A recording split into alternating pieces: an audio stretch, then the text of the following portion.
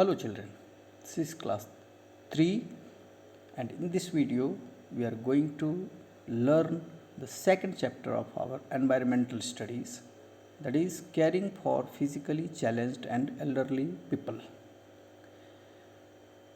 Before we start the chapter, we should recall some words. Do you remember?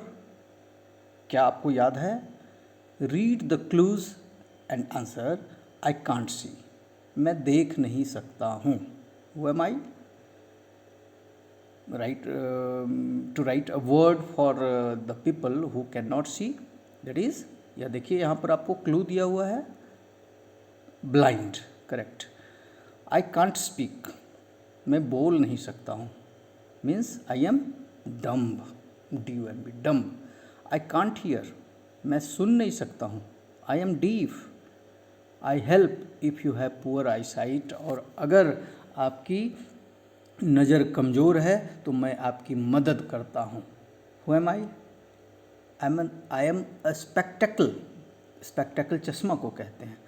तो देखिए इस chapter को जब हम स्टार्ट कर रहे हैं तो कुछ वर्ड्स हैं जिन्हें हमें याद दिला जा रहा है. ब्लाइंड, डम्ब, डीफ, स्पेक्टेकल्स, यानी कि ये सारे वर्ड्स सुन करके एक हम ये अंदाज़ा तो लगा ही लिए होंगे कि इस चैप्टर में किस प्रकार की बातों के बारे में हमें पढ़ना है.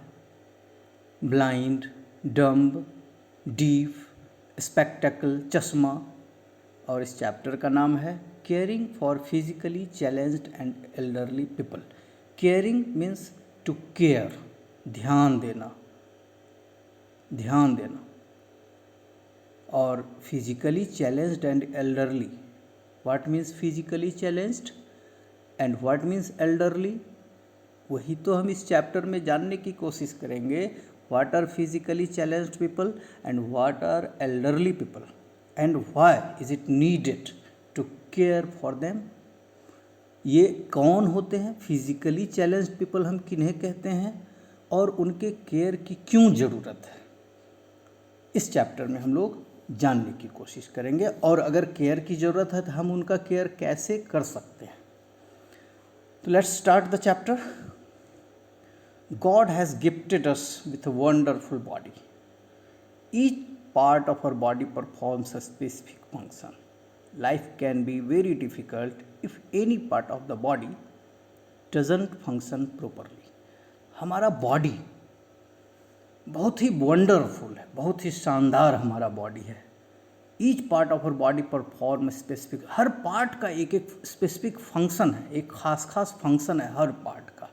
आप इमेजिन कर सकते हैं कि आपके बॉडी का कोई भी एक पार्ट अगर ठीक से काम नहीं कर रहा है तो आपको कितनी परेशानी होगी. हाउ कैन यू लिव, जिंदा आप कैसे रह सकते हैं अगर आपके आइज़ वर्क नहीं कर रहे हैं, अगर आपके नोज़ वर्क नहीं कर रहे हैं, और स्पेशली आपके ईयर्स एंड आपके स्पीकिंग मीन्स आपके माउथ या माउथ में जो सिस्टम है स्पीकिंग सिस्टम वो काम नहीं कर रहा है तो आपको कितनी परेशानी होने जा रही है.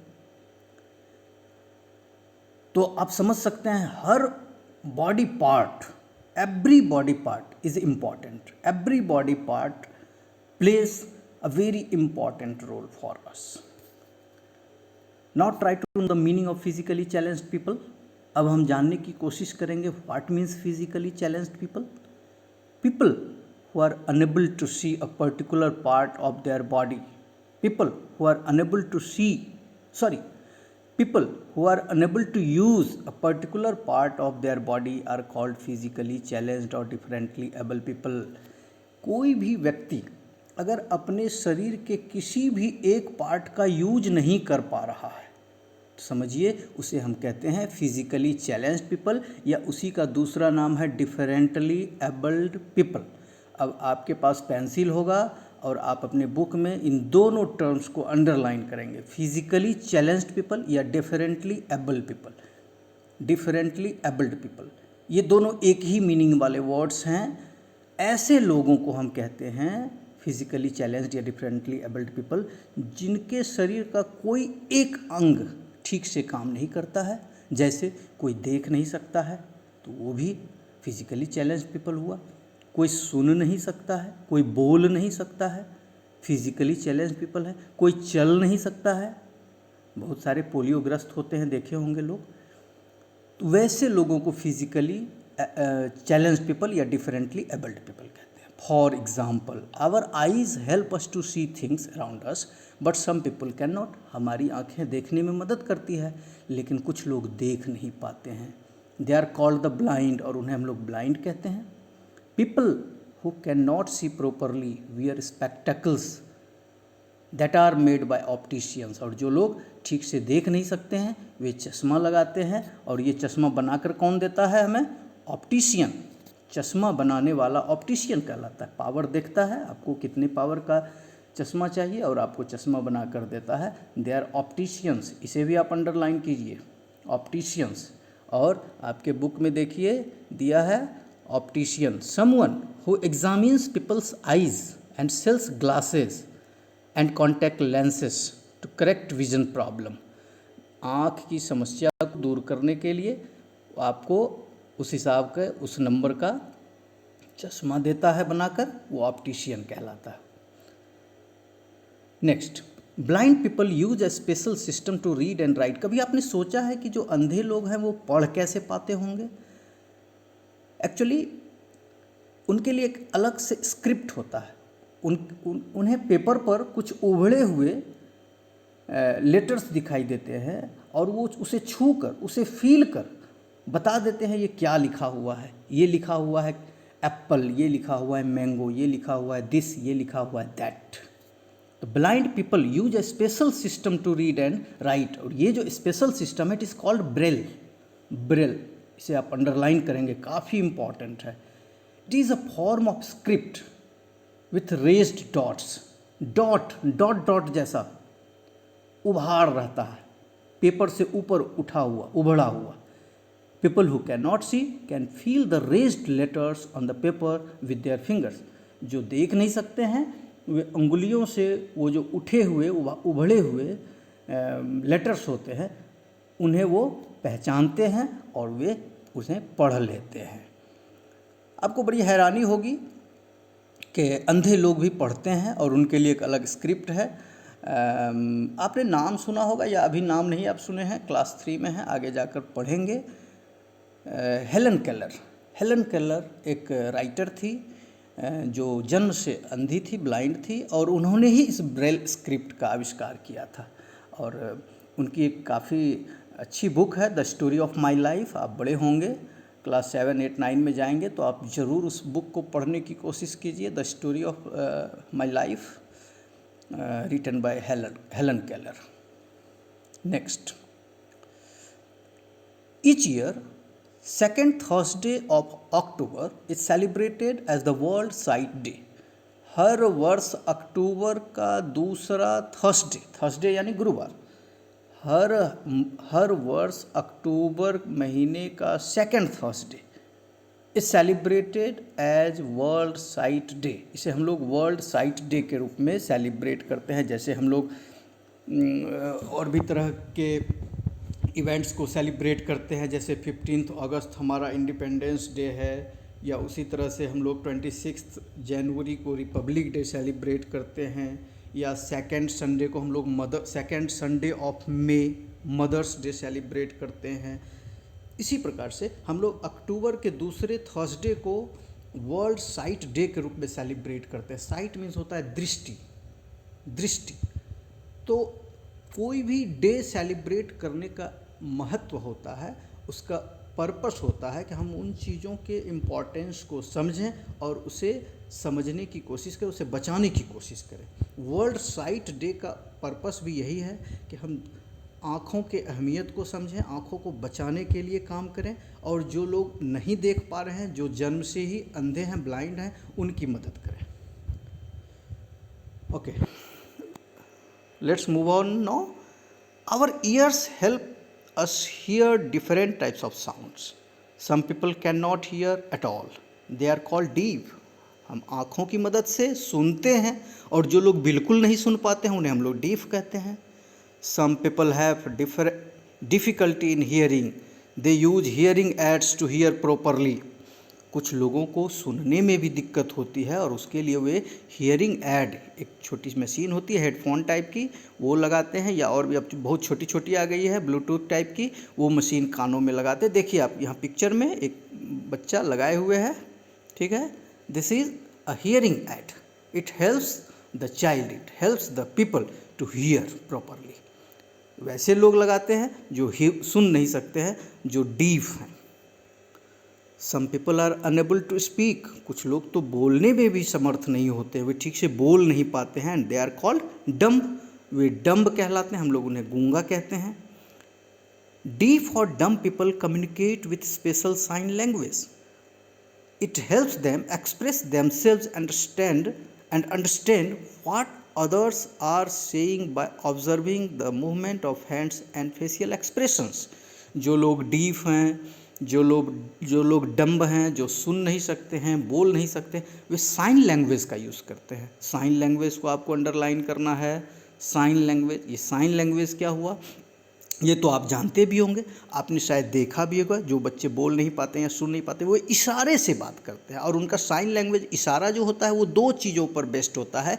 एक तो उनके हैंड्स का मूवमेंट, हाथ कैसे कैसे घुमाते हैं, और दूसरा उनके फेशियल एक्सप्रेशन, चेहरे का भाव बनाते हैं, ताकि हैंड्स एक्सप्रेशन और मूवमेंट ऑफ हैंड्स और फेशियल एक्सप्रेशन की मदद से सामने वाला चीज़ों को समझ सके कि व्हाट आई एम सेइंग, मैं कह क्या रहा हूँ, किसके बारे में बात कर रहा हूँ। तो हमने देखा फिजिकली चैलेंज्ड पीपल, तीन तरह के फिजिकली चैलेंज्ड पीपल के बारे में यहाँ पर, एक ब्लाइंड, दूसरा डीफ और तीसरा डम्ब। ब्लाइंड लोग कैसे काम चलाते हैं अपना, with the help of Braille script. Deaf and dumb people किस तरह से काम चलाते हैं अपना, बाय साइन लैंग्वेज। तो इस प्रकार के तीन फिजिकली चैलेंज्ड पीपल का हमने यहाँ पर पढ़ा है। कुछ और भी होते हैं फिजिकली चैलेंज्ड पीपल। अब देखिए यहाँ आपके बुक में एक है, ये फिजिकली चैलेंज्ड पीपल, ये पोलियो से अफेक्टेड बॉय है। He is affected with polio and he is not able to move, वह चलने फिरने में समर्थ नहीं है। He is also a physically challenged people, वह भी फिजिकली चैलेंज्ड है।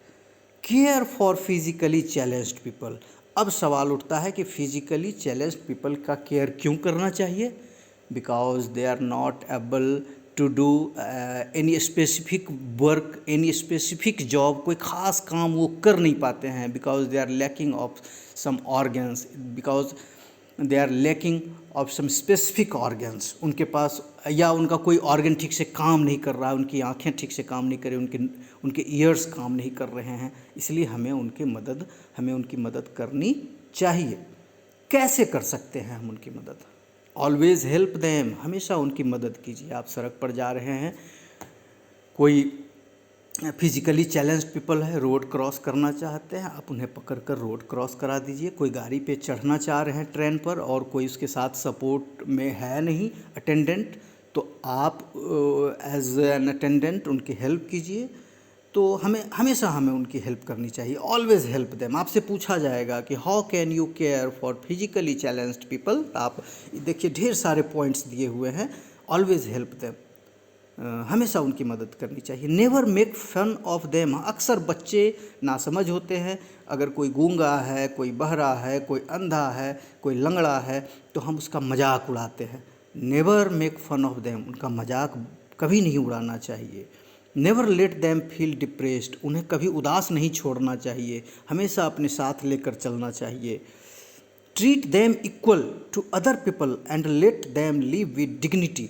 जैसे आपका व्यवहार और लोगों के साथ होता है और फ्रेंड्स के साथ होता है, वैसा ही व्यवहार आपको फिजिकली चैलेंज्ड पीपल के साथ भी करना चाहिए और उन्हें भी पूरा सम्मान देना चाहिए। Dignity, you have to underline this word, dignity. देखिए आपके बुक में नीचे दिया हुआ है, the quality of being worthy of respect. हाँ, जो सम्मान का अधिकारी है उसे डिग्निटी कहते हैं। डिग्निटी, सम्मान का अधिकारी होना, डिग्निटी। तो उसे भी पूरे सम्मान के साथ जीने का हक है और हमें भी उसके साथ वैसा ही व्यवहार करना चाहिए जैसा हम व्यवहार अन्य लोगों के साथ करते हैं। Take out some time for them, उनके लिए कुछ समय निकालिए। For example, you can read books and magazines to a blind people.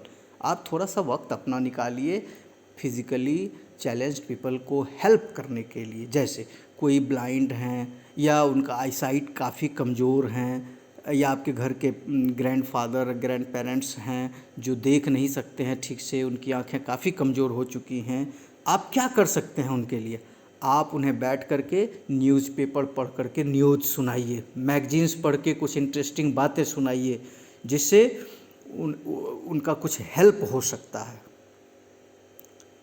Be friendly to them, उनके साथ दोस्ताना व्यवहार करना चाहिए। उनको कभी ऐसा फील ना हो कि हमें अलग थलग छोड़ दिया गया है। There are many organisations that help physically challenged people. बहुत सारी संस्थाएं हैं, बहुत सारे एनजीओज़ हैं, ऑर्गेनाइजेशंस हैं, बहुत सारे सोशल ऑर्गेनाइजेशंस हैं जो ऐसे लोगों की मदद करते हैं, फिजिकली चैलेंज्ड पीपल की मदद करते हैं। Try to be a part of these organisations. ऐसे ऑर्गेनाइजेशन का हिस्सा बनिए, वैसे ऑर्गेनाइजेशन के साथ मिल कर के आप भी कुछ काम कीजिए, कंट्रीब्यूट कीजिए।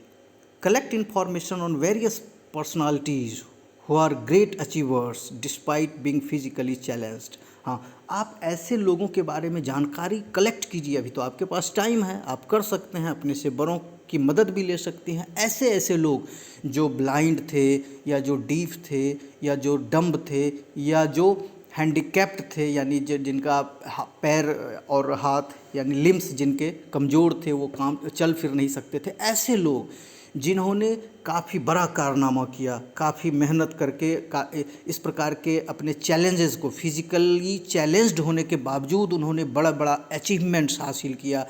ऐसे अभी एक एग्ज़ाम्पल ऐसा हमने अभी दिया हेलन केलर के बारे में, और भी ऐसे बहुत सारे हैं। बहुत ही महान वैज्ञानिक हुए हैं, साइंटिस्ट। स्टीफन हॉकिंस का पूरा जीवन एक चेयर पर बीता, एक व्हील चेयर देखते हैं ना, जिस पर बिठा करके पेशेंट को हम ले जाते हैं, कहीं भी चलाते हैं, वो व्हील चेयर होता है, और उस चेयर में व्हील लगा हुआ है, इसलिए उसे व्हील चेयर कहते हैं। तो उस व्हील चेयर पर ही स्टीफन हॉकिंस का पूरा टाइम बीत गया, और उस स्टीफन हॉकिंस ने साइंस में काफ़ी मॉडर्न इन्वेंशंस किए। आज भी साइंटिस्ट उस मॉडर्न इन्वेंशन को देखते हैं, वैसे इन्वेंशंस को देखते हैं। तो आप पता कीजिए who was Stephen Hawkins and what are their contributions to science world.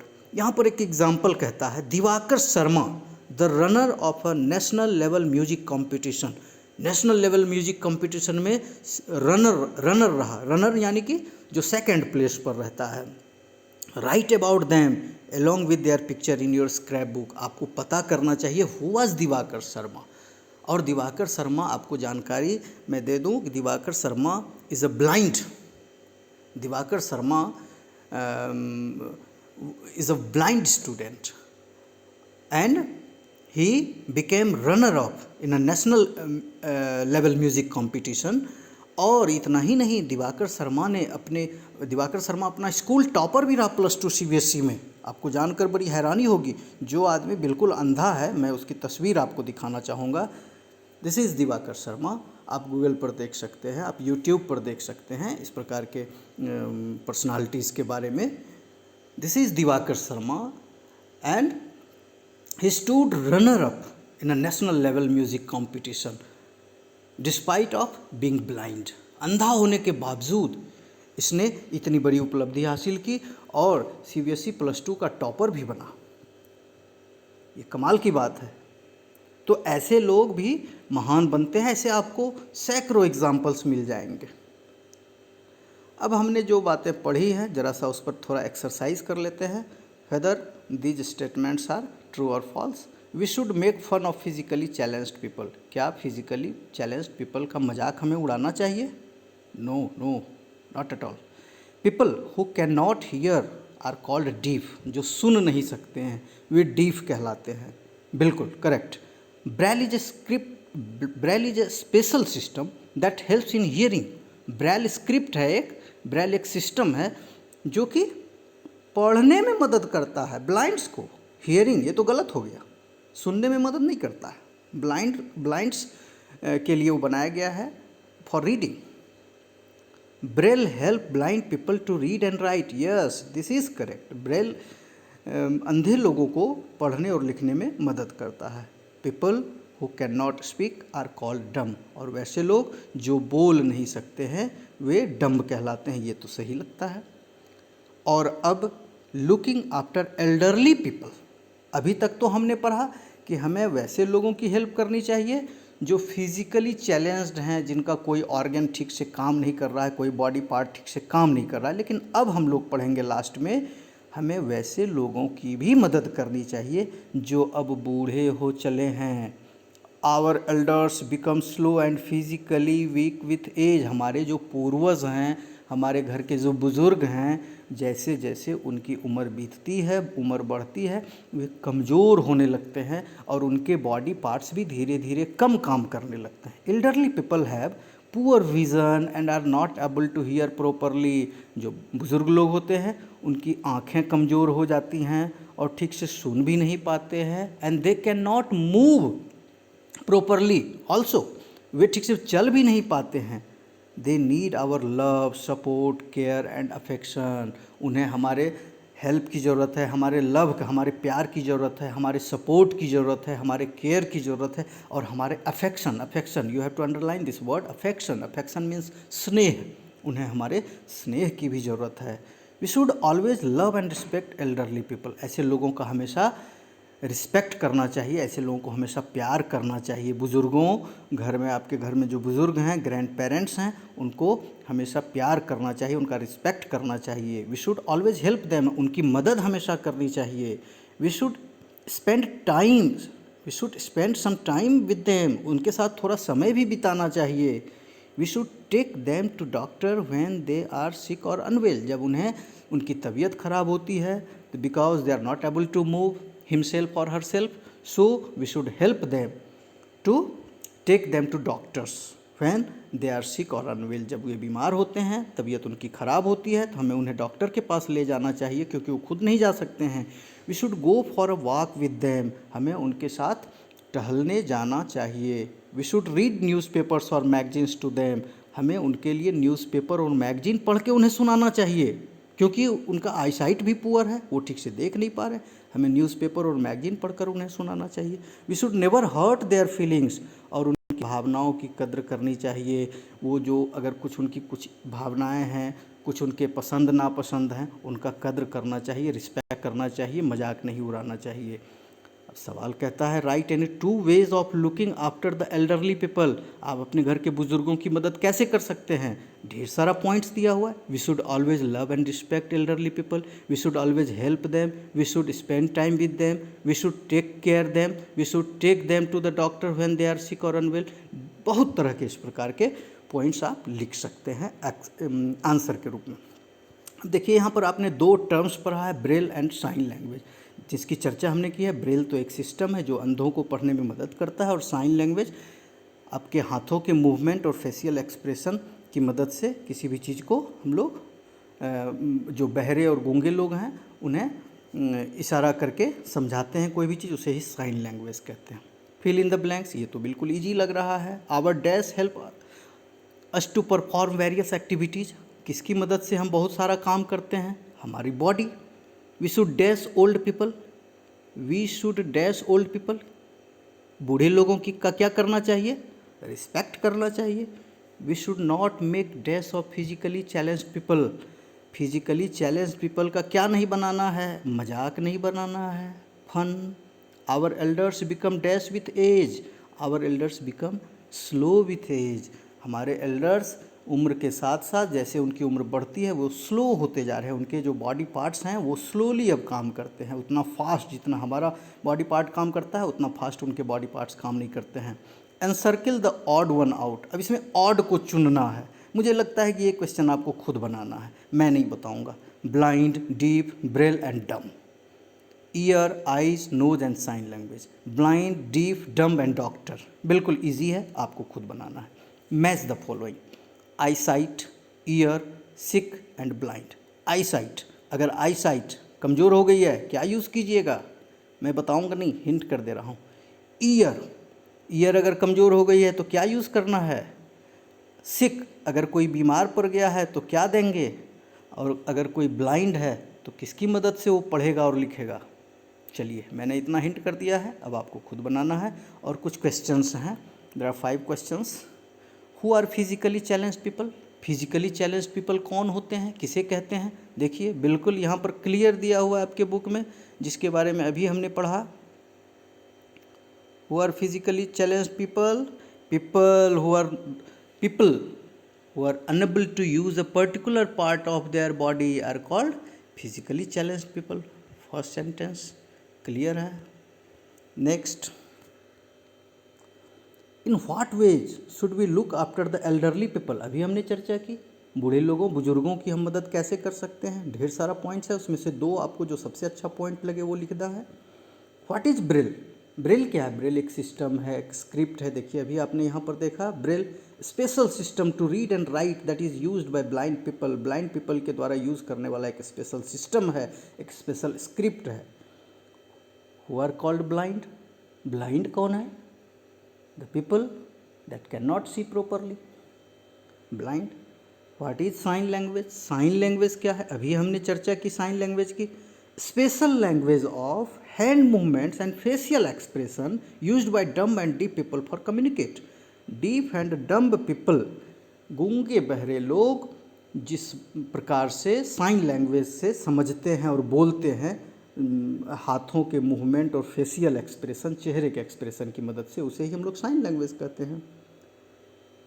Next, Riya was listening to music at very high volume with the headphones.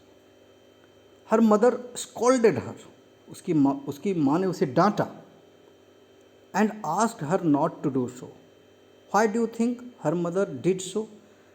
रिया बहुत तेज़ आवाज़ में म्यूजिक सुन रही है और उसकी माँ ने उसे डांटा, ऐसा नहीं करने के लिए कहा, ऐसा करने से मना किया। आप समझ सकते हैं ऐसा उसकी माँ ने क्यों किया होगा। घर में दादाजी होंगे, दादी होंगी, they are elderly people, they perhaps they may feel uncomfortable, they cannot tolerate such a high volume। इस प्रकार की बहुत सारी बातें होती हैं जिसकी वजह से तेज़ म्यूजिक बजाने से लोगों को तकलीफ़ हो जाती है। Make a list of the organisations that work for physically challenged people in the space given below. कुछ ऐसे ऑर्गेनाइजेशंस के बारे में पता कीजिए, कुछ ऐसी संस्थाओं के बारे में पता कीजिए जो फिजिकली चैलेंज्ड पीपल की मदद करता है। ठीक है। Next, with your parents visit an old age home. Old age home वैसे जगह को कहते हैं जहाँ बूढ़े बुजुर्ग लोग रहते हैं, केवल बुजुर्ग लोग रहते हैं और उनकी केयर की जाती है। Right a paragraph on your experience in your notebook. अगर आपके आसपास कहीं ओल्ड एज होम है, बड़े बड़े शहरों में होता है, अगर आपने कभी ओल्ड एज होम देखा है, विज़िट किया है, तो आप वहाँ क्या क्या देखे और आपकी क्या फीलिंग्स हैं उनके बारे में, उसके बारे में आप एक पैराग्राफ लिखिए। This was the second chapter of your EVS book, and now this is completely finished। अब इसमें कुछ भी नहीं बचा, एक ही वीडियो में आपका ये चैप्टर और आपके ये काफ़ी छोटा चैप्टर था और आपका एक्सरसाइज ये सारा समाप्त हो गया है। अब आपको इस चैप्टर्स को 2 बार 3 बार पढ़ना है, चीज़ों को समझना है, एक्सरसाइज बनाना है और केवल एक्सरसाइज के क्वेश्चंस को याद करना ही नहीं है, बल्कि इसमें जो लिखी हुई बातें हैं उसे इम्प्लीमेंट करना है, उसे अपने जीवन में उतारना है। और पढ़ाई का असली पर्पस यही है, पढ़ाई की सार्थकता यही है, उद्देश्य यही है। Thank you.